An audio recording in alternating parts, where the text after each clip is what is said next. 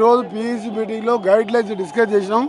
అందరికీ 300 అప్లికేషన్ వచ్చిన application list each PEC మెంబర్కు ఇవ్వడం జరిగింది. వాళ్ళు దానిలో మాకు ఉన్న ప్రియారిటీలు క్యాస్ట్ పరంగా, సామాజిక పరంగా, విన్నబిలిటీ క్రైటీరియా, క్యాస్ట్ క్రైటీరియా తీసుకుంటూ గెలిచే అభ్యర్థి టికెట్లు ఇవ్వడానికి రేపటిలోగా పీఈసీ మెంబర్లందరూ కూడా ఇస్తాం. తర్వాత దాన్ని సిఈసీలో, సిడబ్ల్యూసీలో పార్టీ హైకమాండ్ నిర్ణయిస్తుంది.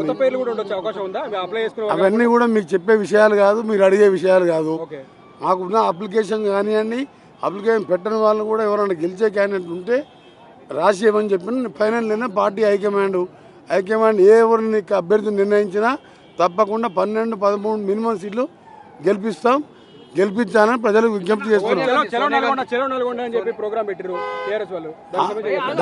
దానికంటే ముందే దాని తర్వాత మా ప్రోగ్రాం నల్గొండలో ఉంటుంది.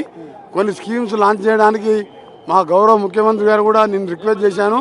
ప్రియాంక గాంధీ చేతుల మీదుగా నల్గొండలో జరిగే బహిరంగ సభ చూడండి. కేసీఆర్ చిత్తుగా ఓడగొట్టి ప్రతి సీటు 70,000, 60,000 మెజార్టీతో గెలిపించిన నల్గొండ, మహబూబ్నగర్, ఖమ్మం జిల్లాలో ఆ జిల్లాలను మోసం చేసి జగన్కు తాకట్టు పెట్టి, కేంద్రానికి తాకట్టు పెట్టి, బిడ్డని అరెస్ట్ కాకుండా, కాళేశ్వరం అవినీతి బయటికి రాకుండా ఇవాళ ఆ జిల్లాను మోసం చేసినందుకే మన అసెంబ్లీ ఎన్నికల్లో ఒక్క సీటే, అది కూడా 3,000 మెజార్టీ నల్గొండ జిల్లా. అలాంటి జిల్లాకి రావడానికి సిగ్గు ఉండాలి కేసీఆర్. చెప్పులు చూపించిన వానికి ప్రజలు మన ఎలక్షన్ చూపించారు, రేపు పార్లమెంట్ ఎలక్షన్ చూస్తారు. ఆ తర్వాత ఆ పార్టీ 4 ముక్కలు అవుతుంది.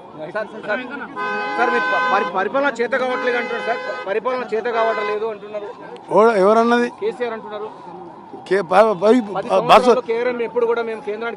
అది కాదు, 15-16లో కేఆర్ఎం అప్పచెప్పింది ఆయన. రికార్డ్స్ ఉన్నాయి. 299 టీఎంసీలకే నీటి వాటా ఒప్పుకొని నాశనం చేసేందుకే మన ఎన్నికల్లో 3 జిల్లాలలో 0 సీట్లు వచ్చినాయి. 1-6 వచ్చినా 3,000 మెజార్టీ. మేము ప్రతి అభ్యర్థి 60,000, 70,000 మెజార్టీతో గెలిచినాం. ఆయన దక్షిణ తెలంగాణ మోసం చేసి కృష్ణా బోర్డుని కేంద్రానికి, జగన్కు తాకట్టు పెట్టింది కాబట్టి ఆ రిజల్ట్ వచ్చింది. రేపు పార్లమెంట్ ఎన్నికల్లో డిపాజిట్ కూడా రావు.